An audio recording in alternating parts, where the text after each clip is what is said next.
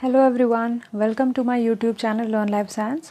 Myself Vinita Tiwari and आज के इस सेशन में मैं स्टार्ट करने वाली हूँ फूड बायोकेमिस्ट्री का second part that is contamination of food. Okay, so ये जो पार्ट मैं डिस्कस करने वाली हूँ इसमें मैं आपको बताऊँगी रिगार्डिंग फूड इंटॉक्सिकेशन, जिसमें अलग अलग बैक्टीरिया कैसे फूड को इन्फेक्ट करते हैं, कैसे हमारे बॉडी को हार्म पहुँचाते हैं, as well as fungal contamination of food. Okay, जैसे आप यहाँ पे देख सकते हैं मैंने एनलिस्ट किया हुआ है different bacteria that are involved in spoilage of food as well as harming the humankind. Okay, उसके बाद मैंने फंगल कंटेमिनेशन में भी काफ़ी फंगस के नाम एनलिस्ट किए हुए हैं. These are the major bacteria as well as the fungus involved in the spoilage और कंटेमिनेशन ऑफ फूड. ओके, तो हम इसमें डिस्कस क्या करने वाले हैं, जनरली हम इसमें देखेंगे regarding the illness which is caused by the organism, the nature of the organism, the incubation period that is required to spoil the food, duration of illness, symptoms, the dose that is infective, the fatality rate, sources, food involved and the controlling measures. Okay, so let's get started. So generally food-borne diseases are classified into two categories. ठीक है, मतलब food का spoilage जो होता है micro organisms से, उसको हम जनरली दो अलग अलग कैटेगरी में डिवाइड करते हैं. First one is the food borne infection, second one is the food borne intoxication. Food borne infection हम तब बोलते हैं जब हम इंजेक्शन करते हैं ऐसे फूड का जो कि कंटेमिनेटेड है लाइव बैक्टीरिया से. ओके, जब आप ऐसा कोई भी फूड का कंजम्पशन करोगे जो जिसका कंटेमिनेशन हुआ है लिविंग बैक्टीरिया से, जिसमें अभी भी लाइव बैक्टीरिया प्रेजेंट हैं, और ये लाइव बैक्टीरिया जाके आपके इंटेस्टाइन को इन्फेक्ट करेंगे, इस केसेस में हम बोलते हैं infection, food borne infection. Okay, intoxication में क्या होता है कि बहुत अलग अलग तरीके के टॉक्सिन्स रिलीज होते हैं by the bacteria into the food. Okay, and ये टॉक्सिन्स फूड में प्रेजेंट रहने की वजह से हमारे intestinal tract as well as other tissues और सेल्स को भी टारगेट करते हैं. Okay, so these are the two main categories in food borne illness. Okay, so जब हम माइक्रो ऑर्गेनिजम्स की बात करते हैं जो फूड को कंटेमिनेट करते हैं, तो उसमें हम बात करते हैं बैक्टीरिया की, ईस्ट एंड मोल्ड. और हम ये भी जानते हैं कि ये ऐसे माइक्रो ऑर्गेनिजम्स हैं जो कि विजुअलाइज्ड नहीं होते हैं नेकेड आई को, एंड इसलिए हम माइक्रोस्कोप का यूज़ करते हैं इनकी स्टडी के लिए. ओके, अब माइक्रो ऑर्गेनिजम्स को भी हम जनरली क्लासीफाई करते हैं जैसे beneficial microorganism, spoilage microorganism as well as pathogenic micro organisms.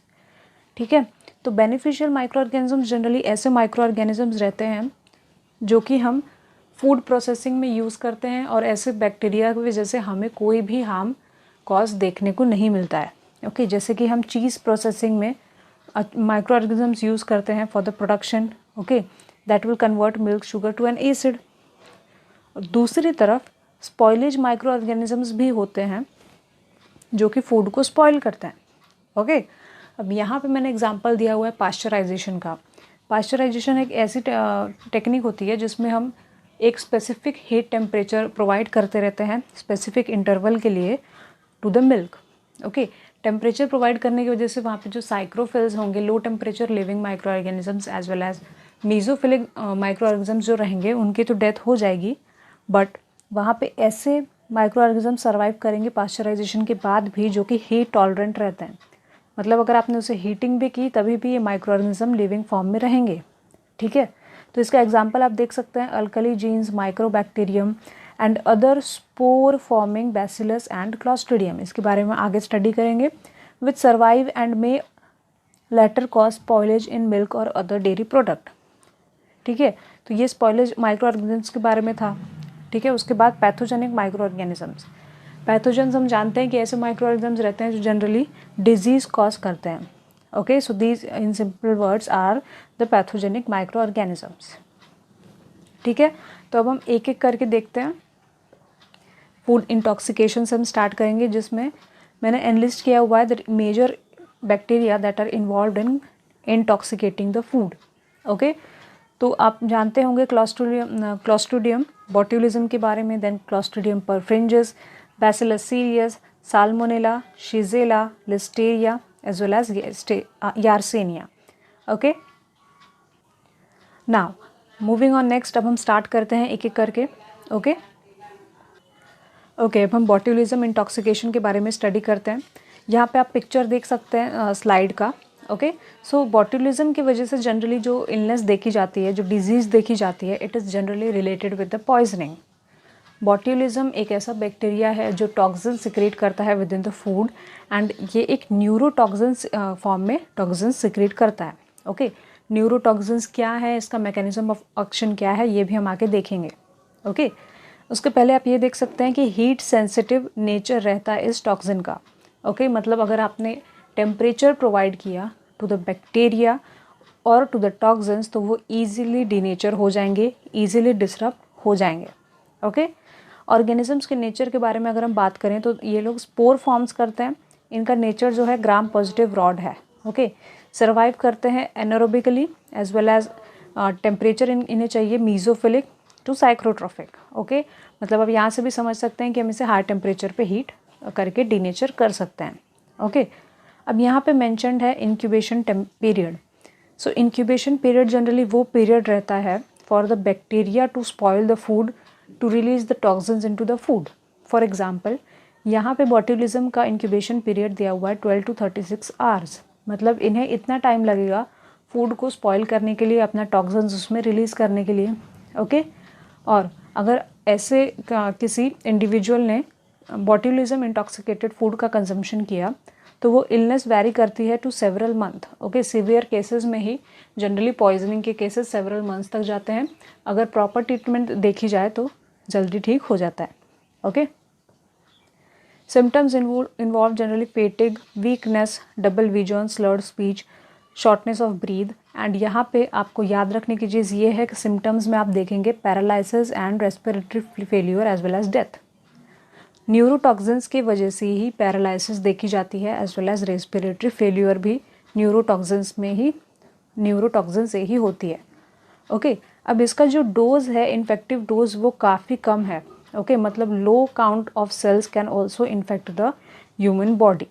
Okay and इसलिए जैसे कि आप देख सकते हैं कि कम सेल्स भी अगर रहे तभी भी इन्फेक्शन कर सकते हैं, एंड इसीलिए इसका फैटेलिटी रेट, डेथ रेट इतना ज़्यादा है, दैट इज़ 5 to 10%।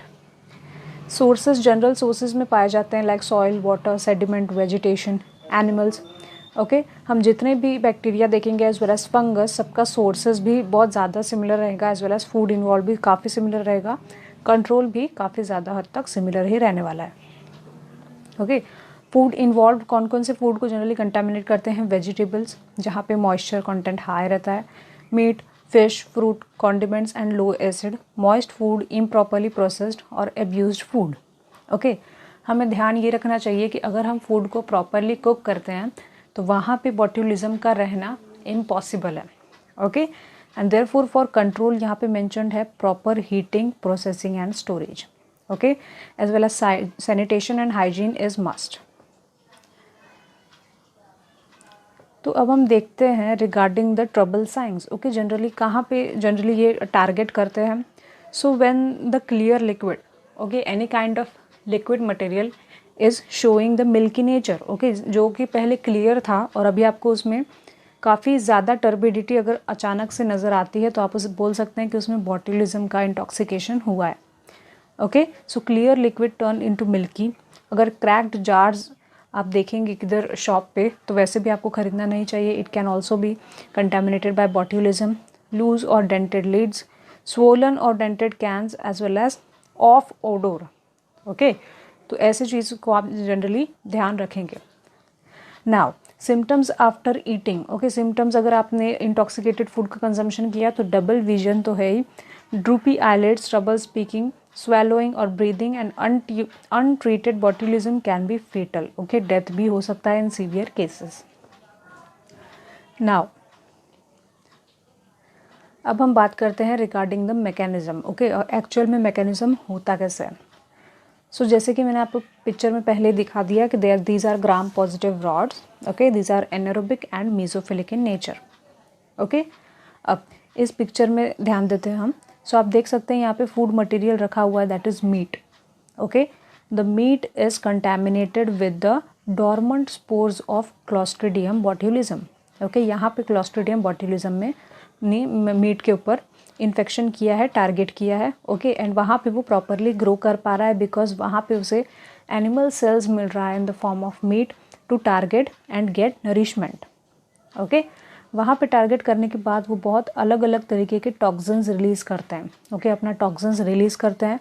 और जब किसी इंडिविजुअल ने इस मीट का कंजम्पशन किया तो वो उसके नर्वस सिस्टम पे टारगेट करेगा as well as muscle contraction stop हो जाएगा। अब ये होता कैसे है ये हम देखते हैं, ओके। तो यहाँ पे जनरली होता क्या है, हम जानते हैं कि हमारी जो न्यूरोनल बॉडी है उसमें प्री साइनेप्टिक टर्मिनल होता है and next to it is the presence of post synaptic terminal, okay. हम जानते हैं कि pre synaptic terminal signal transmit करता है to the post synaptic terminal and post synaptic का जो टर्मिनल एंड है फिर वो एक्ट करता है as a pre synaptic terminal and transmit signal to the another neural body, okay. And finally muscle contraction occurs and ये signal pass तब होता है जब किसी तरीके का स्टिम्युलस प्रेजेंट हो, ओके। आई होप आपको ये चीज़ पता होगी। नाउ अब हम बात करते हैं कि एक्चुअल में होता क्या है, okay. So pre synaptic and post synaptic terminal के बीच में जनरली आप देख रहे हैं यहाँ पे इनके बीच में एक स्पेस प्रेजेंट होती है जिसे हम बोलते हैं synaptic cleft, okay. Pre synaptic terminal में आप देख रहे हो ये पूरा एरिया भरा हुआ है वेसिकल्स से, ओके। सो ये वेसिकल्स क्या हैं, ये वेसिकल्स के अंदर प्रेजेंट है द न्यूरो ट्रांसमीटर्स, ओके। ये वेसिकल कंसिस्ट करता है इंपॉर्टेंट न्यूरो ट्रांसमीटर्स जो रिलीज होते हैं into this synaptic cleft in the presence of signal, okay. Post synaptic neuron आप देखोगे तो यहाँ पे अलग अलग तरीके के रिसेप्टर्स प्रेजेंट होते हैं, ओके। पोस्ट साइनेप्टिक टर्मिनल पे रिसेप्टर्स प्रेजेंट होते हैं जो कि न्यूरो ट्रांसमीटर्स को बाइंडिंग के लिए काम करते हैं, ओके। तो अब हम मैकेनिज्म स्टार्ट करते हैं और देखते हैं कि होता क्या है। सो द फर्स्ट थिंग, सबसे पहली चीज़ होती है entry of calcium ion into the pre synaptic terminal, okay. Calcium ion की एंट्री होती है into the pre synaptic terminal. जैसे ही कैल्शियम आयन्स एंटर करते हैं तभी वेसिकल्स फ्यूज होते हैं to this lower body, okay. यहाँ पे क्या करते हैं वो मेम्ब्रेन से फ्यूज़ करते हैं एंड न्यूरो ट्रांसमीटर्स रिलीज करते हैं इन द क्लेफ्ट, ओके। अब क्लेफ्ट में आने के बाद जो पोस्ट साइनेप्टिक मेम्ब्रेन पे जो पोस्ट साइनेप्टिक न्यूरॉन आप देख रहे हो यहाँ पे जो रिसेप्टर्स प्रेजेंट हैं न्यूरो ट्रांसमीटर्स वहाँ पे बाइंडिंग करते हैं, ओके। इस बाइंडिंग की वजह से क्या होता है कि बहुत अलग अलग तरीके के चैनल्स ओपन हो जाते हैं, okay. After the binding of neurotransmitters to the receptor, there is opening of specific channels, okay? And यही channels रहते हैं जो कि further neuronal bodies में signal transmission करते हैं and finally muscle contraction भी होता है, okay? ये toxin जो है इसका जो target site है ये है receptor का, ओके। जनरली ये जो टॉक्सिन्स हैं ये रिसेप्टर्स को टारगेट करते हैं ताकि वहाँ पे न्यूरोट्रांसमीटर बाइंड ना हो, चैनल भी ओपन ना हो और वहाँ पे सिग्नल पास ना हो, ओके। तो इसकी वजह से क्या होता है कि अगर न्यूरोट्रांसमीटर बाइंड नहीं होंगे, चैनल्स ओपन नहीं होगा तो वहाँ पे चैनल्स अगर ओपन नहीं हुआ तो फर्दर सिग्नल ट्रांसडक्शन नहीं होगा एंड उसकी वजह से मसल कॉन्ट्रैक्शन स्टॉप हो जाता है एंड पैरालिसिस होती है, okay. This is the common general mechanism of neurotoxins, okay. I hope आपको समझ में आ गया होगा। मूविंग नेक्स्ट, अब हम बात करते हैं क्लॉस्ट्रिडियम परफ्रिंजेस की। So clostridium perfringens is also an intoxicant, ये भी टॉक्सिन प्रोड्यूस करता है एंड इसका जो टॉक्सिन का नेचर है is enterotoxin. Entero means intestine, इसका जो टॉक्सिन है वो टारगेट करेगा हमारे इंटेस्टाइन को, okay. It is a spore forming bacteria gram positive rod and ये सर्वाइव कर सकता है in anaerobic to aero tolerant nature, okay. इसका सर्वाइविंग टेम्परेचर भी मीजोफिलिक है, मतलब अगर आपने इसको हाई टेम्परेचर पे हीट किया तभी भी ये किल हो सकता है, okay. Incubation period required for clostridium to spoil the food is 8 to 24 hours, okay. And इसका जो इलनेस ड्यूरेशन है वो 12 to 24 hours है, आप देख सकते हैं। मतलब प्रॉपर ट्रीटमेंट अगर आप लेते हैं तो 24 आवर्स के अंदर ही आप प्रॉपर ठीक हो जाएंगे, ओके। अदरवाइज़ ये सीवियर केसेस भी शो कर सकता है। अब यहाँ पे इंपॉर्टेंट चीज़ आप देख सकते हैं, the infective dose is 5 to 9 logs of cells. मतलब अगर वहाँ पे 5 to 9 लॉग से आपको समझ में आ रहा है कि यहाँ पे सेल काउंट जो है बहुत ज़्यादा है, फॉर एग्जांपल 10⁵ to 10⁹ सेल्स जब प्रेजेंट रहेंगे तभी वो इन्फेक्टिव तरीके से काम करेंगे। ओके, अगर सेल्स कम क्वांटिटी में प्रेजेंट रहे, फॉर एग्जांपल 11 to 12 सेल्स, तो वो इन्फेक्टिव नेचर शो नहीं करेंगे। Okay, symptoms generally is related with the intestinal system, so there will be diarrhea, cramps, rarely vomiting and nausea, flatulence. The fatality rate is rare because of the requirement of so much high quantity of cells to show infective symptoms. Okay, the sources are soil, sediments, dust, feces, animals and raw foods. Okay, food involved में अगर आप देखोगे तो improperly cooked and slowly cooked meat, poultry gravy, soups and sauces. Okay, अगर improperly cooked food है, proper heat treatment आपने provide नहीं की, तो वहाँ पे ये इजीली ग्रो कर सकते हैं। Okay, and therefore proper heating and rapid cooling is must for the control of this bacteria. Okay, now moving on next, अब हम देखते हैं कि ये टारगेट ऑर्गन्स को कैसे अटैक करता है। ओके, अब इससे पहले हम एक चीज़ समझ लेते हैं। इन्फ्लेमेशन के केसेस जनरली देखे जाते हैं इन केस ऑफ एलर्जी। ओके, अगर किसी इंडिविजुअल को किसी तरीके की एलर्जी है, तो उसमें क्या होता है कि अगर फॉर एग्जांपल किसी एक इंडिविजुअल को ग्राउंडनट की एलर्जी है, ओके, और उसने गलती से ग्राउंडनट का कंजम्पशन कर लिया, तो अब क्या होगा कि ग्राउंडनट के कंजम्पशन की वजह से उसकी जो स्किन है वो रेडनिंग शो करेगी। ओके, रेडनेस शो करेगी, इचिंग होगा उसे। ओके, मतलब ये सब क्या है, ये सब एलर्जिक रिएक्शंस होते हैं बॉडी के अंदर। ओके, एंड ये जितने भी रिएक्शंस जनरली होते हैं, ये होते हैं तब जब हमारे न्यूट्रोफिल्स एक्टिव फॉर्म में होते हैं। ओके, फॉर एग्जांपल मैं आपको समझाती हूँ कि समझ लीजिए कि यहाँ पे हमारा स्किन जो है वो इन्फेक्टेड है। ओके, यहाँ पे ये हमारा टारगेट स्किन है, ये इन्फेक्टेड है। ऐसे केस में क्या होगा कि माइलोब्लास्ट जो प्रेजेंट होते हैं बोन मैरो में, which is the precursor of neutrophils, ये डेवलप होते हैं इनटू इमैच्योर न्यूट्रोफिल्स, एंड ये इमैच्योर न्यूट्रोफिल्स डिफरेंशिएशन करते हैं अंदर ही अंदर एंड फॉर्म करते हैं मैच्योर न्यूट्रोफिल्स। आप देख सकते हो it is having trilobe nucleus. Okay, now mature neutrophils क्या करता है, ब्लड वेसल में एक्स्ट्रावासेशन के थ्रू एंटर होता है और उसके बाद टारगेट टिश्यू पे पहुंचता है। ओके, टारगेट टिश्यू पे पहुंच के एक्टिव फंक्शंस परफॉर्म करता है।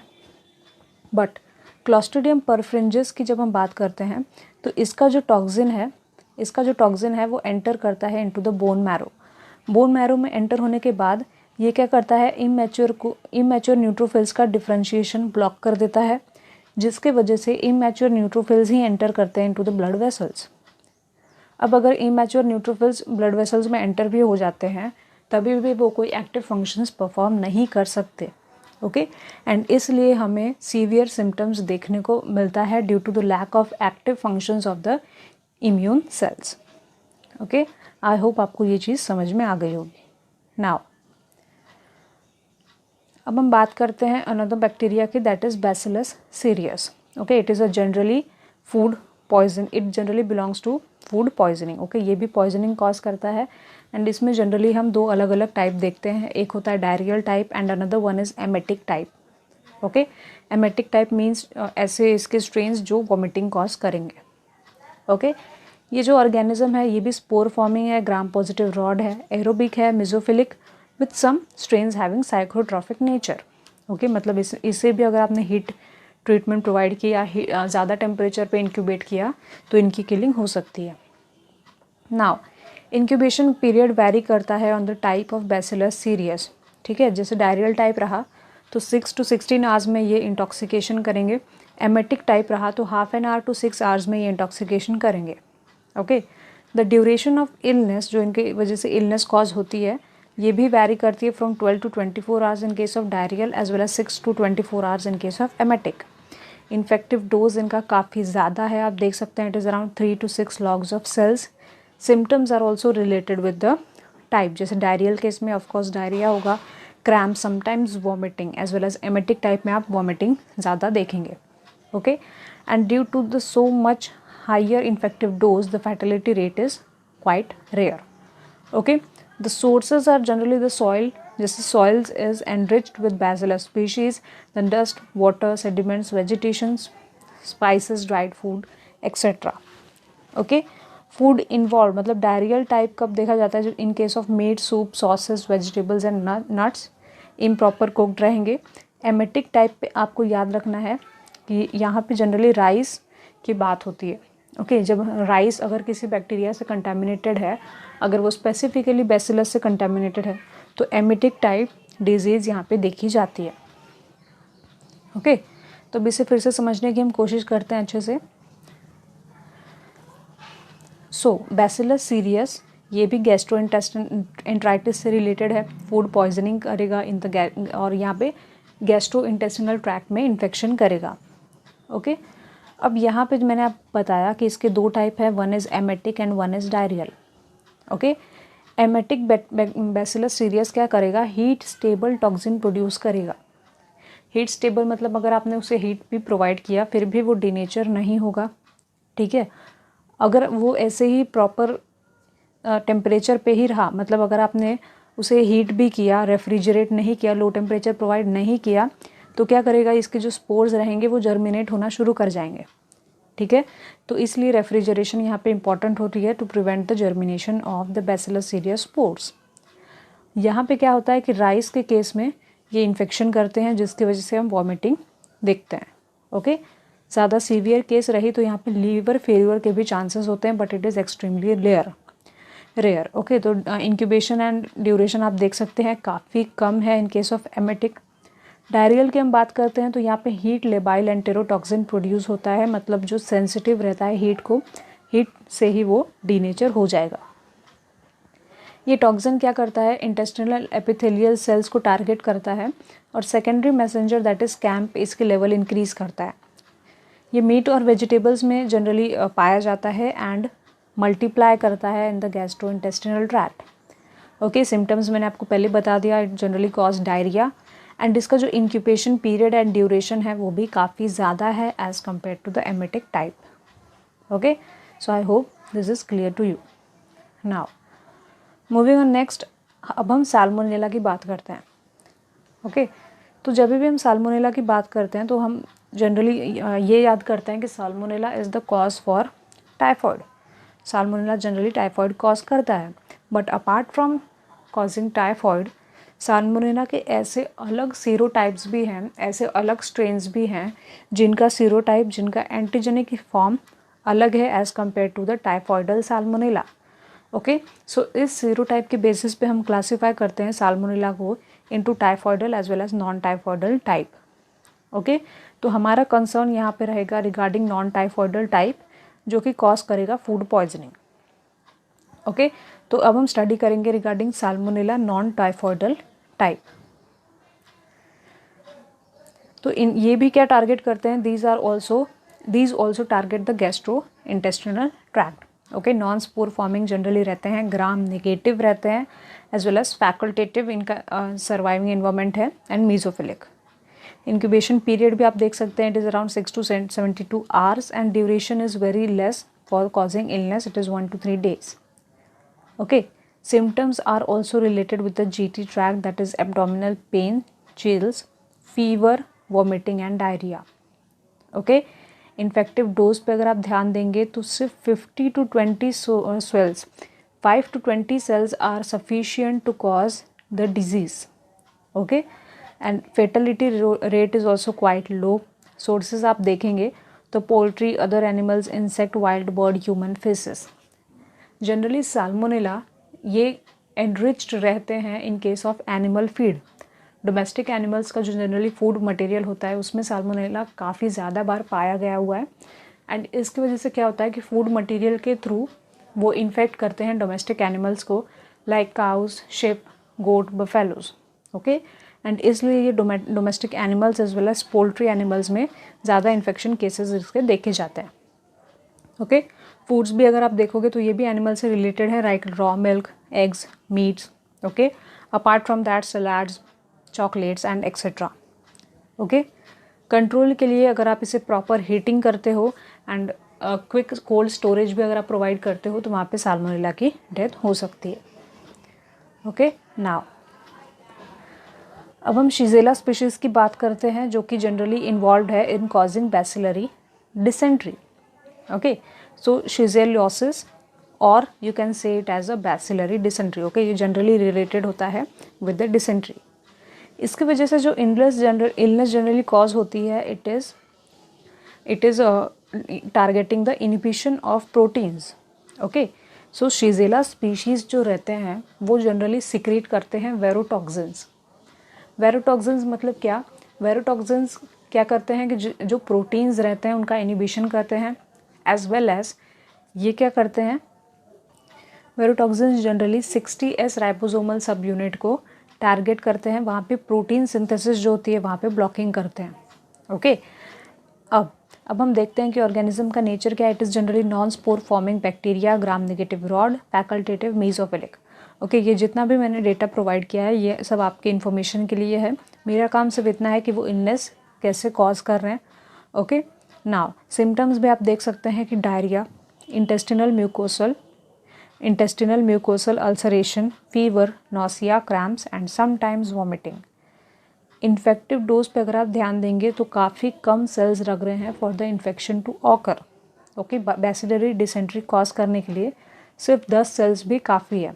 Okay, and therefore the fatality rate is high as 10 to 15% for some strains. Sources इसके human and animal faecal material, water, swine, rodents and pets. Foods आप देख सकते हैं raw vegetable, milk products, poultry, salad, raw food. Okay, now controls में आप देख सकते हैं यहाँ पे वाटर क्लोरिनेशन करना बहुत ज़रूरी है to prevent the contamination with shigella species and proper cooking is also required. अब हम नेक्स्ट मूव करते हैं with listeria monocytogenes. Okay, and जो डिजीज़ इसकी वजह से कॉज होती है इसे हम बोलते हैं लिस्टेरियोसिस। ओके, सो इन्फेक्शन इलनेस मैं आपको नेक्स्ट स्लाइड में बताती हूँ। इसके पहले हम इसके नेचर के बारे में जान लेते हैं। It is a non spore forming bacteria, gram positive rod, facultative and साइक्रोट्रॉफिक।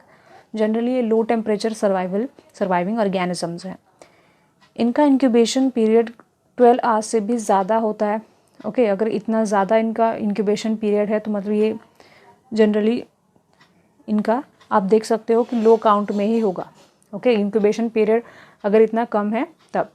Okay, अगर आप देखोगे तो 3 days to 3 months भी लग सकता है for spoiling the food. Okay, तो ये तो इम्पॉसिबल ही है। बहुत कम चांसेस हैं कि हम 12 आवर्स के से ज़्यादा ऐसा कोई फूड मटेरियल रखें जो कि चांस दें इस बैक्टीरिया को ग्रो होने के लिए। Okay, the duration of illness vary from short to long. Symptoms involve flu like gastroenteritis, septicaemia etcetera. Okay, infective dose यहाँ पे क्या है, around 100 cells per gram of food. मतलब आप देख सकते हैं कि काफ़ी ज़्यादा अमाउंट में यहाँ पे अगर बैक्टीरिया प्रेजेंट रहेगा तभी ही इन्फेक्शन होगा। फैटिलिटी रेट अगर आपने ध्यान दिया होगा तो अब तक का सबसे ज़्यादा फैटिलिटी रेट यहाँ पे है, that is around 20 to 30%। Okay, species हम देख लेते हैं, सोर्सेज हम देख लेते हैं, sorry, soil, vegetation, humans, animals, water and spillage. Okay, food involve में भी आप देखोगे तो raw milk, cheese, ice cream, vegetables, raw food as well as raw meat as well as seafood. Okay, for control आपको यहाँ पे prevent करना पड़ता है क्रॉस कंटेमिनेशन। ओके, बिकॉज अगर क्रॉस कंटेमिनेशन मतलब क्या, from a proper cooked food से भी ये अनकुक्ड फूड पे फ्रॉम अनकुक्ड फूड से भी ये ट्रांसमिट हो सकता है from the fresh cooked properly heated food. Okay, ऐसे जब केसेस जनरली होते हैं उसे हम बोलते हैं क्रॉस कंटेमिनेशन। ओके, तो वो आपको प्रिवेंट करना चाहिए। तो जनरली लिस्टेरिया मोनोसाइटोजीन्स क्या करते हैं, फॉर एग्जांपल यहाँ पे दिया हुआ है, ये टारगेट करते हैं हमारे इंटेस्टाइन को, and that's why we are saying that it is harming the gastrointestinal tract. Gastroenteritis cause कर रहा है। इंटेस्टाइन से क्या होता है, ये डिफ्यूज़ होता है into the lymph node, lymph node से रिलीज होता है into the blood stream, and blood stream में अगर ये आ गया तो ये काफ़ी ज़्यादा ऑर्गन्स को इन्फेक्ट कर सकता है, for example liver, spleen and finally to the foetus as well as the brain. Okay, मतलब आप समझ सकते हो कि इसके टारगेट ऑर्गन्स काफ़ी ज़्यादा हैं एंड इसलिए इसके फैटिलिटी रेट जो है वो भी 20 to 30% है। ओके, नाउ अब हम देख लेते हैं यार्सेनिया एंटेरोकोलिटिका को। ओके, इसका जो इन्फेक्शन है ये भी गैस्ट्रोएंटेराइटिस ही है। अपेंडिक्स लाइक सिम्टम्स यहाँ पे देखे जाते हैं। It is a gram negative rod, आप देख सकते हो, नॉन स्पोर फॉर्मिंग है एंड साइक्रोट्रॉफिक है, मतलब हाई टेम्परेचर आप प्रोवाइड इंक्यूबेट करते हो तो इनकी किलिंग हो सकती है। इंक्यूबेशन पीरियड इसका काफ़ी ज़्यादा है, it is around 1 to 10 days। Illness काफ़ी ज़्यादा है, ज़्यादा ड्यूरेशन तक चल सकती है, for example 2 to 3 weeks। Symptoms भी सेम रहेंगे like diarrhoea, fever, vomiting, sharp pain in the lower right side of the abdomen. Abdomen में पेन इसलिए होगा because it is showing the symptoms related to appendix. Okay, now infective dose is probably greater than 10 raised to 6 and therefore the fatality rate is lower. Okay, sources are same, for example animals which include swine, rodents, pets as well as birds. Okay, food में भी आप देखोगे तो raw milk include किया हुआ है, ice cream, vegetables, raw pork, beef. Okay, हर जगह यहाँ पे वेजिटेबल्स क्यों दिया हुआ है जबकि वेजिटेबल्स हम डेली सोर्स में यूटिलाइज करते हैं। वेजिटेबल्स यहाँ पे इसलिए दिया हुआ है कि बहुत रेयरली क्या होता है कि वेजिटेबल्स कंटेमिनेट होते हैं by this bacteria. Okay, and हम वो भी प्रिवेंट कर देते हैं by thoroughly cooking it, by thoroughly heating it. Okay, कोई भी वेजिटेबल हम लाते हैं मार्केट से तो हम उसे हीट करके ही कंज्यूम करते हैं, जिसकी वजह से अगर ये लोग ये सब प्रेजेंट भी होंगे तो भी उनकी पूरी किलिंग हो चुकी रहती है। Okay, for control you should use hygiene, you should maintain hygiene, sanitization as well as water chlorination and most importantly proper cooking. Okay, now so this is the remaining part that I wanted to discuss regarding fungal contamination of food, but already यहाँ पे 30 minutes हो चुका है, then I think we should stop here। मैं यहाँ पे stop करती हूँ and I will upload the second video on fungal contamination food in the food biochemistry part 3। okay, so आज जो हमने डिस्कस किया that was food biochemistry part 2। Food biochemistry part first में मैंने फूड एडल्ट्रेशन के बारे में डिस्कस किया हुआ था, जिसमें मैंने लिंक मैं आपको डिस्क्रिप्शन बॉक्स में दे दूँगी।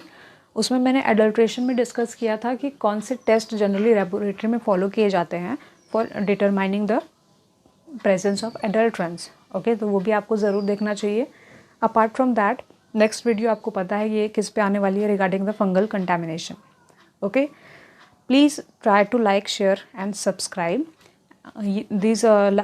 This channel is particularly for the life science students, for the students belonging to biochemistry, biotechnology or those who are preparing for life science examination.